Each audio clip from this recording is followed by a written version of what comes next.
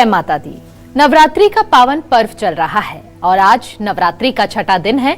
नवरात्रि के छठे दिन माँ दुर्गा के छठे स्वरूप माँ कात्यायनी की पूजा की जाती है। माँ कात्यायनी का रंग सुनहरा है, उनकी 4 भुजाएं हैं। कात्यायनी माँ सिंह पर सवार रहती हैं। माँ की सच्चे मन से पूजा अर्चना करने से रोग, शोक और भय से छुटकारा मिलता है। ऐसे में आइए जानते हैं माँ कात्यायनी की पूजा विधि, भोग, मंत्र, शुभ रंग और कथा के बारे में आचार्य हरिशंकर वशिष्ठ जी से। बहुत बहुत स्वागत है आपका आचार्य जी न्यूज़ 24 मध्य प्रदेश छत्तीसगढ़ पर। सबसे पहले तो आपसे क्या है माँ कात्यायनी की महिमा, इसी के बारे में जानेंगे। मैं पहले गुरु का आह्वान करना चाहूँगा। ओम गुरुर्ब्रह्मा गुरुर्विष्णु गुरुदेवो महेश्वरा गुरु साक्षात परम ब्रह्मा तस्मै श्री गुरुवे नमः। देखिए हिमानी जी, जो हमारी देवी कात्यायनी है, पहले तो दर्शकों को जानना ये बहुत ज़रूरी है कि इनकी उत्पत्ति कहाँ से हुई है। इनका वर्णन 2 पुराणों में मिलता है, एक आपका भागवत पुराण में और दूसरा स्कंद पुराण में। ठीक है, भागवत पुराण में जो इनकी कथा है उसके अनुसार जो ब्रज की गोपियाँ थीं उन्होंने भगवान कृष्ण को अपने पति के रूप में पाने के लिए माँ कात्यायनी का व्रत किया, आराधना की। ठीक है, और उसके अनुसार आज जहाँ भी अविवाहित कन्याएं, जो अविवाहित कन्याएं होती हैं और जो शादी के योग्य होती हैं, वो अपने जीवन साथी को, मतलब मन चाहा जीवन साथी पाने के लिए कात्यायनी देवी का व्रत और उनकी आराधना आज भी करती हैं। अब आ जाते हैं स्कंद पुराण में। स्कंद पुराण के अनुसार जो एक उस काल में कत नाम के एक प्रसिद्ध महर्षि हुए थे, उनके पुत्र जो ऋषि थे कात्य हुए उसके बाद, और इन्हीं के गोत्र में विश्व प्रसिद्ध महर्षि कात्यायन हुए। ठीक है, अब थोड़ा सा और आगे चलते हैं। जो कात्यायन महर्षि थे, उन्होंने भगवती पराम्बा की पूजा अर्चना उपासना घोर तपस्या की और उन्होंने उनसे अपनी इच्छा जाहिर की कि देवी कृपा करके आप मेरे घर में मेरी पुत्री के रूप में आए। तो माँ ने उनकी तपस्या से प्रसन्न होकर उनको वर दिया और कहा ठीक है, मैं आपके घर में आपकी पुत्री के रूप में जन्म लूँगी। उसके बाद थोड़ा सा और आगे चलते हैं। उसी कालखंड में, उसी समय में दानव, एक महिषासुर नाम का दानव हुआ करता था। उसका जो अत्याचार था पृथ्वी पर बहुत बढ़ चढ़ गया और उस समय देवताओं को बहुत चिंता हुई। उसके बाद सारे देवता इकट्ठे होके हमारे भगवान विष्णु, महेश और ब्रह्मा, इन तीनों के पास गए। तो इन्होंने बहुत आपत्ति जाहिर की और इनको बहुत दुख भी हुआ। तो इन तीनों ने उसके बाद अपने तेज का, तीनों ने अपने अपने जो तेज था उसका अंश देकर देवी को उत्पन्न किया। और उसके बाद देवी हमारे जो कात्यायन महर्षि हुए, कात्यायन महर्षि के यहाँ पुत्री रूप में उत्पन्न हुई।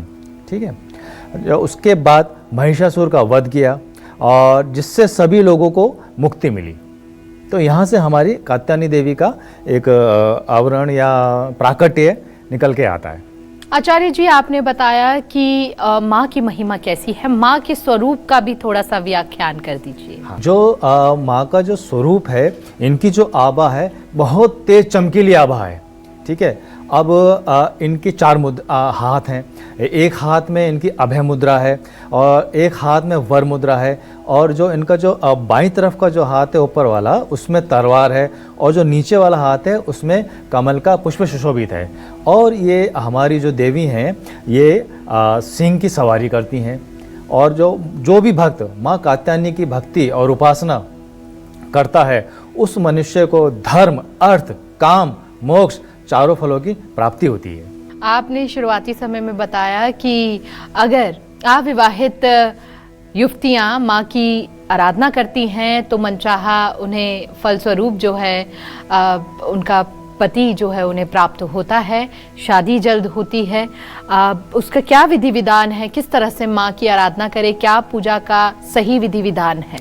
देखिए, उस समय भागवत पुराण के अनुसार जो उस कालखंड में जो गोपियाँ हुआ करती थीं, उनको हर किसी गोपी को कृष्ण जी उनको अपने पति के रूप में चाहिए थे। क्योंकि जो हमारे कृष्ण भगवान थे, उनका जो मनमोहक जो रूप था वो हर किसी पे अपनी छाप छोड़ जाया करता था। तो सब लोगों ने, जितनी भी गोपियाँ थीं, उन्होंने देवी भगवती की आराधना की, उपासना की, व्रत किए। तो देखिए, जहाँ तक देवी की पूजा विधान है वो यही है कि आप देवी का एक मंत्र जाप कीजिए, ओम देवी कात्यायने नमः। इस मंत्र का जाप कर सकते हैं। और देवी दुर्गा, जो मैंने आपको बताया कि जो देवी दुर्गा होती हैं, उन्हीं के एक रूप में जो ये कात्यायनी देवी हैं, उनकी आराधना कर सकती हैं। तो आप इस तरह से उनकी पूजा आराधना करके उनका जाप, हाँ, लेकिन कुछ भी आप कुछ जो जाप वगैरह करते हैं, इन जापों को करने से पहले आपको एक संकल्प लेना बहुत ज़रूरी है। बगैर संकल्प के कोई भी पूजा आपकी फलीभूत नहीं होती है। इस तरह से आप उनकी पूजा आराधना कर सकती हैं, तो आपको मनचाहा वर की अवश्य प्राप्ति होती है। माँ को पूजा के दौरान कौन सा पुष्प अर्पित किया जाए? देखिए, जैसा मैंने आपको बताया कि जो माँ की आभा है, बहुत चमकीली आभा है, तो उनको चंपा के पुष्प चढ़ा सकते हैं, चमेली के पुष्प चढ़ा सकते हैं। अगर रंग में बात की जाए तो लाल कमल का पुष्प चढ़ा सकते हैं, लाल गुड़हल का पुष्प चढ़ा सकते हैं। ये सारे पुष्प माँ को बहुत प्रिय हैं। माँ का प्रिय भोग कौन सा है? जिस वक्त माँ की उपासना कर रहे हैं, आराधना कर रहे हैं, उस वक्त कौन सा माँ को भोग लगाएं जो माँ को अति प्रिय हो? देखिए, अगर भोगों में मैं बात करूँ तो दूध से बनी हुई कोई भी आप मिठाई माँ को भोग के रूप में अर्पण कर सकते हैं। और अगर आप मुझसे पूछें कि उसमें भी अगर हमें कोई स्पेशल, यानी कोई उनका मनचाहा भोग अर्पण करना हो, तो आप दूध से बनी हुई खीर उनको अर्पण कर सकते हैं। माँ को खीर का भोग बहुत प्रिय है। माँ को कौन सा रंग सबसे अधिक प्रिय है? देखिए, रंगों में बात की जाए तो माँ को, दुर्गा माँ को लाल रंग का जोड़ा बहुत प्रिय है, और इन माँ को सफ़ेद रंग बहुत प्रिय है, सुनहरी रंग बहुत प्रिय है। अब आपसे जानेंगे कि क्या देवी माँ का संबंध नवग्रहों की किसी ग्रह से भी है? हाँ, देखिए, जो देवी माँ का संबंध है वो सीधे सीधे हमारे गुरु ग्रह से होता है। ज्योतिष के अनुसार हमारे जो बृहस्पति ग्रह होते हैं, उनका हमारे जो जीवन होता है उसमें सौभाग्य और समृद्धि से, मतलब सीधा सीधा संबंध होता है। अगर जिस किसी की व्यक्ति विशेष की कुंडली में जुपिटर यानी बृहस्पति गुरु ग्रह आपका अच्छी पोजीशन में है और अच्छी डिग्री वाइज बैठा हुआ है, तो उसके लिए सौभाग्य और समृद्धि का कारक बनता है, उसके जीवन में सौभाग्य और समृद्धि लेकर आता है। अगर आप देवी माँ की आराधना करते हैं, कात्यायनी देवी की आराधना करते हैं, तो आपके बृहस्पति ग्रह को कहीं ना कहीं बल मिलता है। और बृहस्पति ग्रह के जो हमारे शुभ प्रभाव जीवन में पॉजिटिविटी लेके आते हैं, और उनके नकारात्मक प्रभाव जितने भी होते हैं उनको कम करने में बहुत मदद मिलती है। तो आपका जो सीधा सीधा संबंध है हमारी देवी कात्यायनी का, वो गुरु बृहस्पति से होता है। तो जिनकी शादियों में परेशानियां आ रही हैं, संकट आ रहे हैं, उनको किस तरह से विशेष पूजा अर्चना आज के दिन करनी चाहिए? देखिए, जिनको अगर शादी में कोई समस्या आ रही है, कोई बाधा आ रही है, तो वो देवी कात्यायनी की शरण में जाएं, माँ को भोग लगाएं, माँ की पंचोपचार से पूजा करें। और पंचोपचार के साथ साथ दुर्गा सप्तशती उसमें आप ऐड कर सकती हो, माँ को बहुत प्रिय है। आप इस तरह से उनकी आराधना पूजा करके लाभ उठा सकती हैं, और अवश्य ही माँ आपसे प्रसन्न होकर आपको मनचाहा वर देने के लिए बाध्य हो जाती हैं। क्या देवी माँ का संबंध हमारे शरीर के भी किसी अंग से होता है? हाँ, बिल्कुल। देखिए, जो हमारी देवी माँ होती हैं कात्यायनी, इनका जो सीधा सीधा प्रभाव होता है हमारे आज्ञा चक्र पे होता है, जो उसको हम इंग्लिश में थर्ड आई बोलते हैं। और जो आज्ञा चक्र होता है, हमारी जो दोनों भुएं होती हैं इसके सेंटर में होता है। और जिसका आज्ञा चक्र कंट्रोल बैलेंस्ड होता है, उसका ये मान के चलिए एक आध्यात्मिक, उसकी जो प्रोग्रेसिव जो नेचर होता है, जो आध्यात्मिक ऊर्जा होती है, बहुत उच्चतम लेवल की हो जाती है। क्योंकि जब आप इस आज्ञा चक्र पे कोई ध्यान केंद्रित करते हैं, तो आप मेरा यकीन मानिए, आपको ऐसी ऐसी चीज़ें दिखने को मिल जाती हैं जिनके आप सोच भी नहीं सकती हैं कि आपको ऐसी ऐसी चीज़ें दृश्य हो रही हैं, आपको ऐसी चीज़ों का अनुभव हो रहा है। आपकी कल्पना शक्ति बढ़ जाती है, आपकी विचार शक्ति बढ़ जाती है, और आपकी जो एक चेतना होती है वो एक उच्चतम स्तर तक पहुंच जाती है। तो इस ऊर्जा का प्रतीक मानी जाती है माँ? जी बिल्कुल, इस ऊर्जा का प्रतीक मानी जाती हैं और सीधा सीधा संबंध उनका हमारा आज्ञा चक्र यानी थर्ड आई से होता है। बिल्कुल। आपने बड़े ही खूबसूरत तरीके से आचार्य जी दर्शकों को समझाया कि किस तरह से माँ का जो संबंध है वो हमारे शरीर के किसी अंग से अगर हम माँ की आराधना करते हैं तो वो किस तरह से प्रभाव डालता है और पूजा का सही विधि विधान अपनाना कितना ज़्यादा ज़रूरी है। माँ को प्रसन्न करने के लिए कौन से मंत्रों का उच्चारण करना चाहिए? देखिए, माँ को प्रसन्न करने के लिए सबसे पहले तो हमारा है ओम श्री कात्यायने नमः। इस मंत्र का जाप कर सकते हो। माँ को प्रसन्न करने के लिए जो हमारी दुर्गा माँ का जो मूल मंत्र है ओम सर्वमंगल मांगल्ये शिवे सर्वार्थ साधिके शरण्ये त्र्यंबके गौरी नारायणी नमस्तुते। ये सर्वमंगल मांगल्य मतलब सबका कल्याण करने वाला मंत्र है। आप इस मंत्र का जाप कर सकते हो। जितने इस तरह के जो भी पॉजिटिव मंत्र हैं आप इनका जाप करके माँ की पूजना अर्चना करके आप लाभ उठा सकते हो।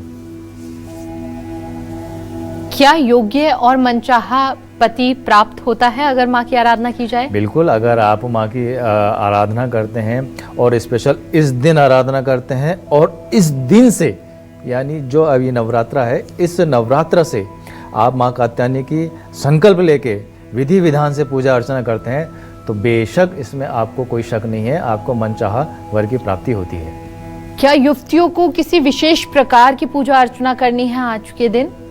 नहीं, ऐसा कुछ नहीं है कि आपको किसी विशेष प्रकार की पूजा करनी है। बस आप देखो, माँ तो मैंने आपको बताया कि माँ को केवल आपको भाव चाहिए, उसमें ऐसा कोई विशेष प्रकार नहीं चाहिए। आप माँ को अपने सच्चे मन से, सच्चे दिल से और सच्चे अवचेतन मन से उनका ध्यान करो, उनका आह्वान करो और उनको पंचोपचार से उनकी पूजा करो। पंचोपचार में क्या होता है? धूप, दीप, नैवेद्य, पुष्प, इन चीज़ों का उनको अर्पण कीजिए और उनका पूजा कीजिए, अर्चना कीजिए, आराधना कीजिए तो कहीं ना कहीं माँ को आपको आशीर्वाद देने के लिए बाध्य हो जाती हैं। चूँकि आज छठा दिन है तो क्या छठे दिन कोई शुभ मुहूर्त के आधार पर आज विशेष पूजा अर्चना करनी चाहिए?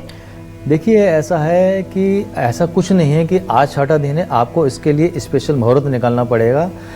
जब हमारे नवरात्र शुरू होते हैं उस दिन पहले दिन आपको मुहूर्त की ज़रूरत पड़ती है, जब हमें नवरात्रों की पूजा आरंभ करनी है। जब उस नवरात्र से, प्रथम नवरात्र से आपकी साइकिल चलना शुरू हो जाती है लास्ट के 9वें नवरात्रि तक, तो इस साइकिल के बीच में आपको कोई मुहूर्त की ज़रूरत नहीं है। और अगर आपको लगता है कि आपको एक स्पेशल टाइम की ज़रूरत है तो देखिए, स्पेशल टाइम आपका ब्रह्म मुहूर्त का होता है जो सुबह सूर्य निकलने से पहले होता है, आप उसमें कर सकते हैं या फिर दोपहर को कर सकते हैं। एक अभिजीत मुहूर्त होता है, रोज़ आता है आपका 11:30 बजे से लेके 12:30 बजे तक, जो 5-10 मिनट ऊपर नीचे वेरी करता है। आचार्य जी कहते हैं कि माँ इतनी शांत, इतनी कोमल है कि आज माँ से जो भी मांगा जाए मन चाहे इच्छा जो है वो पूर्ण हो जाती है। देखिए, ये आपका बहुत अच्छा सवाल क्या है आपने।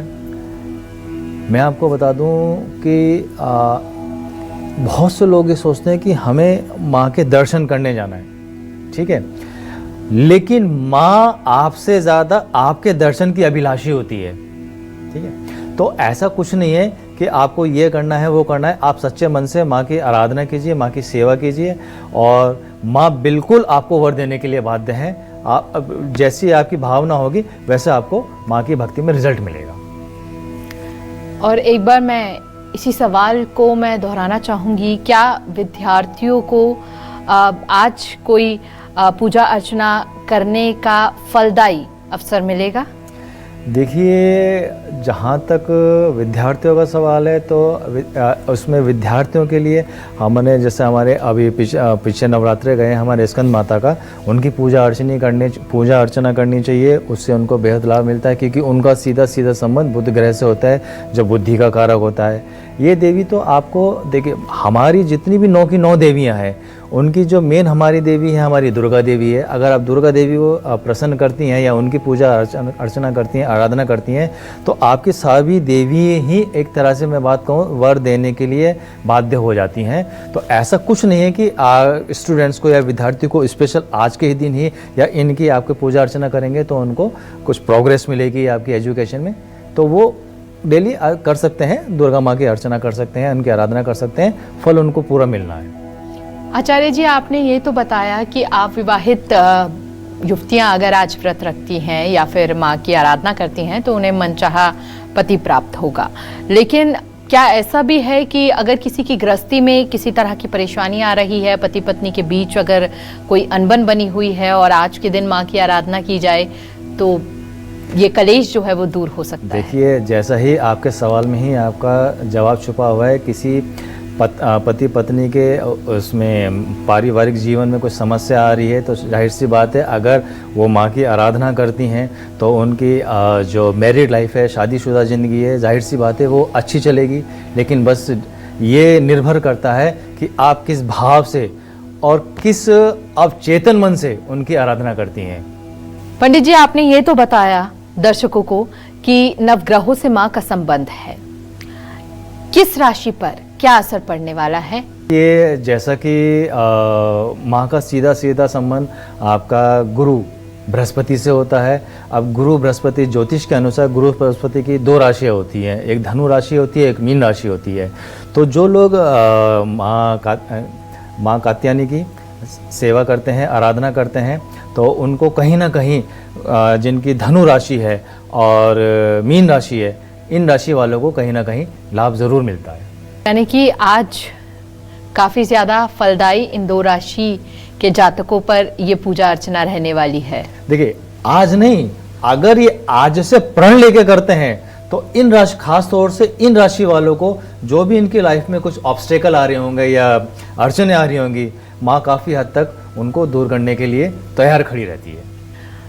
आचार्य जी, बहुत छोटी सी चीज़ मैं आपसे आज जानना चाहूँगी।